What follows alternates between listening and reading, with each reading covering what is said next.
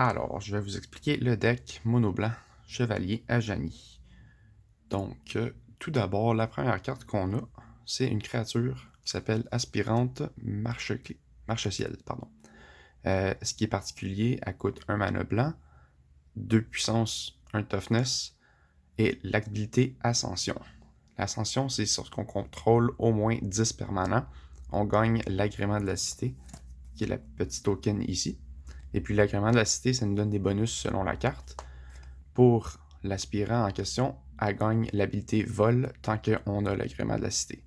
L'agrément de la cité, c'est permanent. Une fois qu'on l'a gagné, on l'a pour le reste de la partie. Donc c'est notre première créature. Notre seconde créature qu'on a, c'est le garde du corps intrépide. C'est une créature qui sert à protéger les autres créatures. Donc quand il rentre en jeu, on choisit une autre créature qu'on contrôle. Donc par exemple, si j'ai l'aspirant marche-ciel en jeu, et puis je joue le garde du corps intrépide, je peux choisir l'aspirant. Puis si je sacrifie le garde du corps à n'importe quel moment, l'aspirant est indestructible. Donc on choisit une créature quand cette carte-là rentre en jeu, et puis après ça on peut sacrifier le garde du corps pour rendre la créature indestructible. C'est utile pour protéger nos créatures plus puissantes.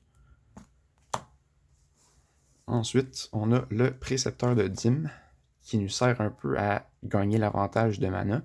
Donc pendant notre tour, les sorts que nos adversaires lancent coûtent 1 de plus, un colorless à lancer, et les capacités que les créatures ont à leur coût à 1 de plus aussi à activer. Donc c'est vraiment une carte qui empêche l'ennemi de jouer pendant notre tour autant que possible, puis ça nous permet d'avoir l'avantage pendant les combats.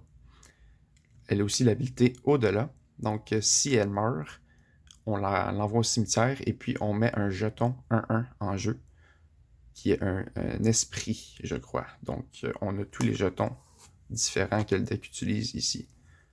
Donc, ça serait le jeton esprit avec vol. La prochaine créature, c'est la sentinelle Retroscorn. Donc, elle aussi, elle a l'ascension. Donc, si on a 10 permanents, on gagne l'agrément de la cité pour le reste de la partie.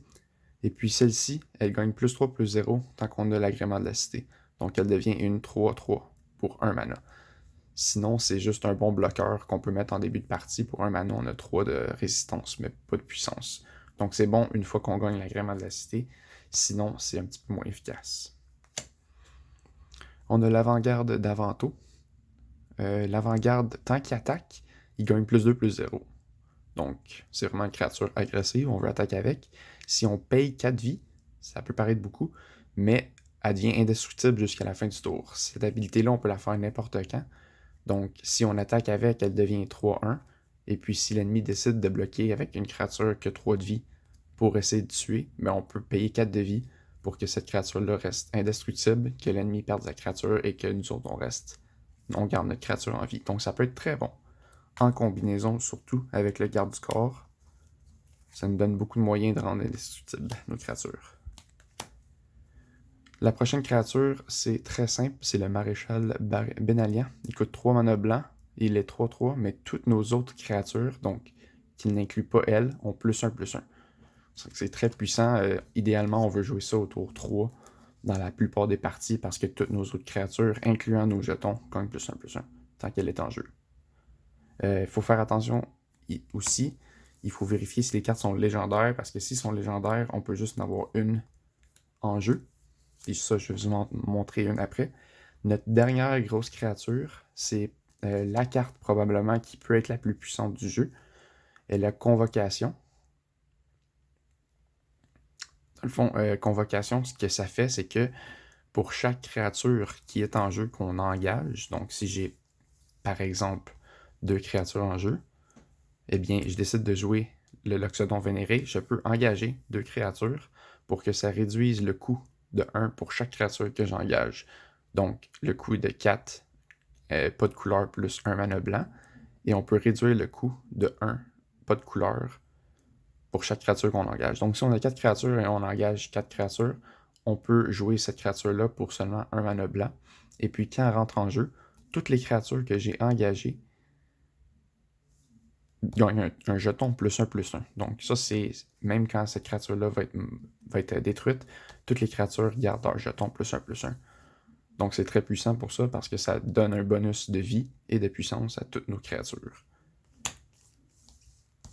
Toutes ces créatures-là, en général, on les a 2 à 4 fois dans le deck. Et je vous dirais que l'idéal pour commencer les créatures en début de partie, ça serait les aspirants marche-ciel, le garde du corps, peut-être un précepteur de dîme et une sentinelle. Et puis plus tard, on veut y aller avec le maréchal Bénalian pour rendre toutes nos créatures plus puissantes. Et si on a beaucoup de jetons et beaucoup de créatures, on peut caster le Loxodon Vénéré pour vraiment pas cher. Pour les spells, les sorts, on a quelques sorts dans ce deck-ci qui sont surtout pour avoir plus de créatures ou rendre nos créatures plus fortes. Donc, en premier lieu, on a un enchantement.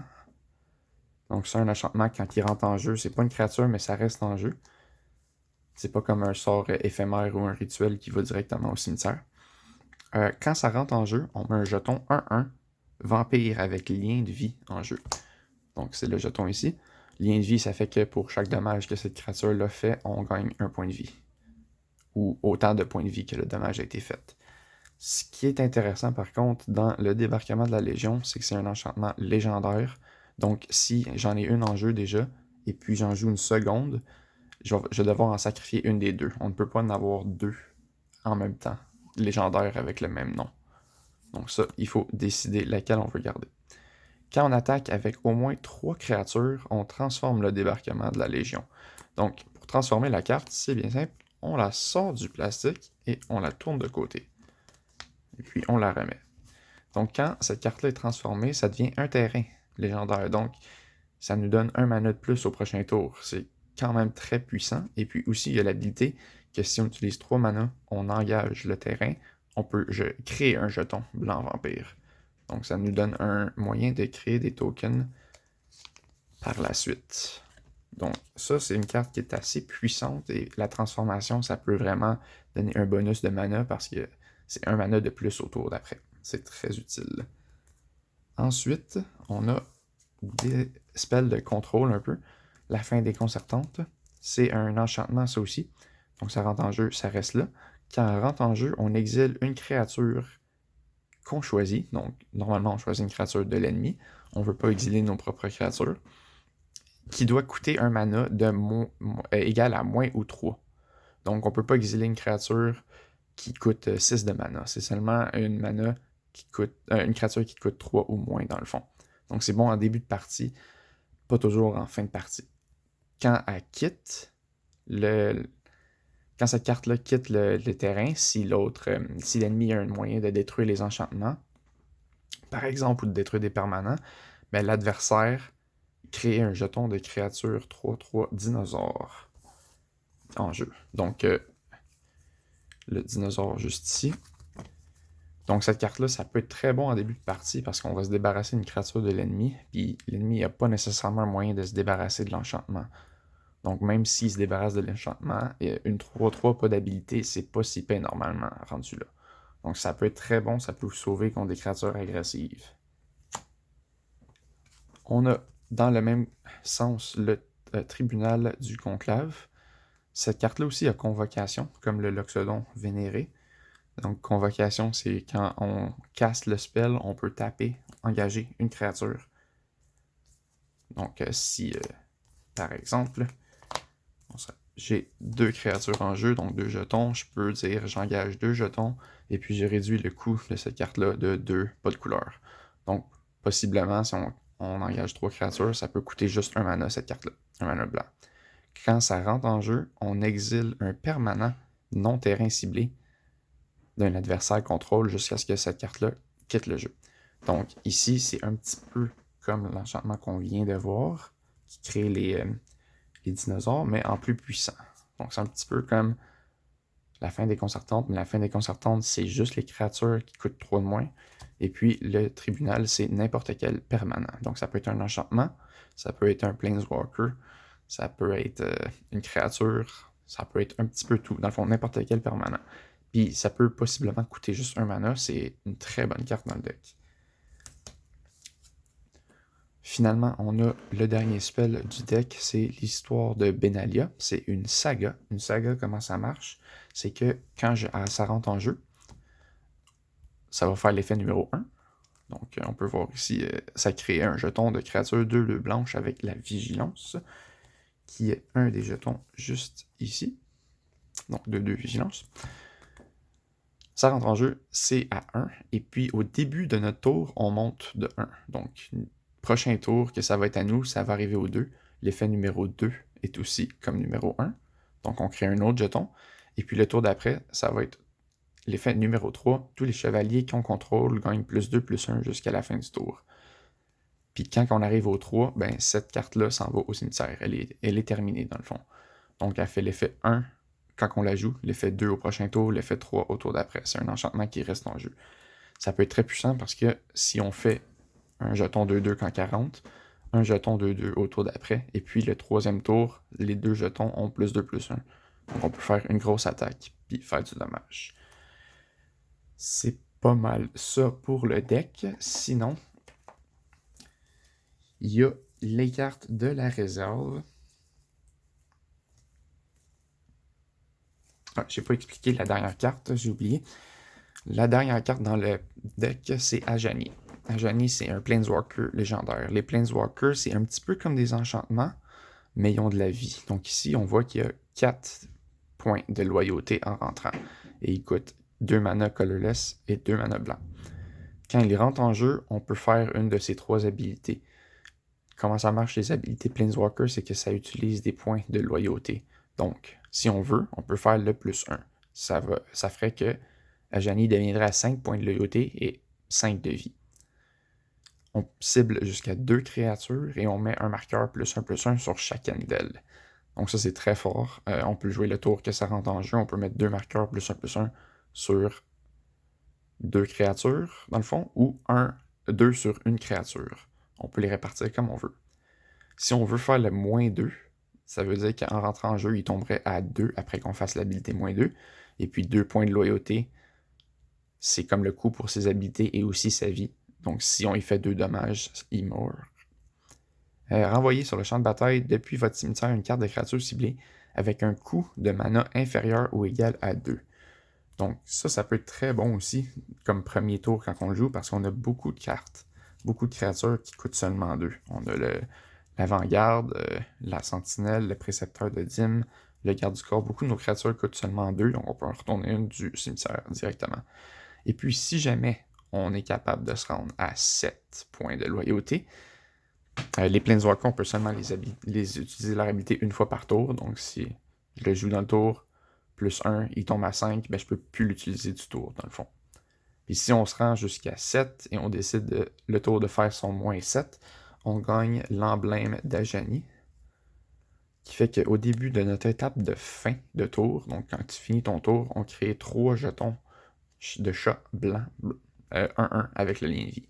C'est assez puissant, mais c'est très rare qu'on se rende jusqu'à ces 7 points parce que ça serait 5 tours en tout, dans le fond, jouer Ajani. On peut le monter à 5 au premier tour. Ensuite, le tour d'après, il monterait à 6. Ensuite, le tour d'après à 7. Là, on pourrait décider de faire le -7 et qu'Ajani meurt, mais si on veut garder Ajani, on doit être à au moins 8 pour faire le -7 et survivre. Les Planeswalkers, un ennemi peut décider d'attaquer notre Planeswalker directement ou d'attaquer notre vie quand il est en jeu. Finalement, si vous voulez, il y a possibilité de faire quelques changements dans le deck avec les 15 cartes de réserve, dans le fond le sideboard qu'on appelle, qui sont des cartes qui sont plus spécifiques à certains decks contre qui on joue. Il y a la carte qu'on pourrait mettre éphémère, formation inébranlable. Les créatures qu'on contrôle, ils deviennent indestructibles jusqu'à la fin du tour. Donc ça peut être une bonne carte à mettre si on joue contre un deck qui a beaucoup de cartes qui détruisent toutes les créatures. Peut-être qu'on veut mettre une de ces cartes-là au lieu d'une autre carte pour avoir +1/+1 et puis rendre toutes nos créatures indestructibles en réponse à une carte qui détruit nos créatures. Ensuite, si on veut aussi, par contre, je ne le recommande pas nécessairement, ça serait de changer 8 de nos terrains pour les terrains blanc-bleu. Les terrains blanc-bleu, il y a Forteresse Glaciale qui rentre en jeu engagé, à moins qu'on ait une plaine ou une île, dans le fond, en jeu. Donc ça peut rentrer en jeu engagé, c'est pas si bon si ça rentre en jeu engagé, mais ça peut nous donner du mana blanc ou bleu au choix. Et puis on a aussi la fontaine sacrée, qui rentre en jeu engagé, à moins qu'on paye 2 de vie pour qu'elle rentre pas engagée. 2 de vie, c'est pas beaucoup, on commence à 20 de vie, ça vaut presque toujours la peine d'utiliser ça. Mais ça nous permet, avec tous les lands bleus, d'aller jouer 4 copies de négation qui vont contrecarrer les sorts que notre ennemi peut jouer. Ça, c'est seulement au besoin. Je le recommande pas nécessairement parce que ça affaiblit le deck quand même beaucoup. On a moins de créatures, on a moins de sorts utiles, mais c'est vraiment bon contre certaines cartes en particulier. Par contre, je le recommande pas nécessairement pour commencer. Donc, la stratégie en général du deck, je dirais que c'est de commencer avec des cartes qui coûtent pas beaucoup dans nos mains. Donc, idéalement, on aurait une ou deux créatures dans nos mains, dans notre première main, 2 terrains, et puis 1 ou 2 sorts qui peut être utile.